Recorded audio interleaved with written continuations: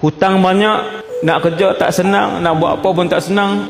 Tuan pertama minta, lepas petang sikit tuan yang kedua datang minta hutang, esok tuan ketiga datang, tak tenang. Maka para sahabat ketika mana tidak tenteram, ketika mana dilanda kesedihan, ketika mana hidup dipenuhi dengan masalah, para sahabat mencari masjid, mencari Allah. Bukan cari flavor vape baru, bukan pi cari awet untuk keluar 2 jam dating untuk tenang, bukan healing di Genting Highland. Apabila para sahabat Allah uji, longgokkan hutang. Berhutang bukan kerana malas bekerja, berhutang kerana keperluan hidup.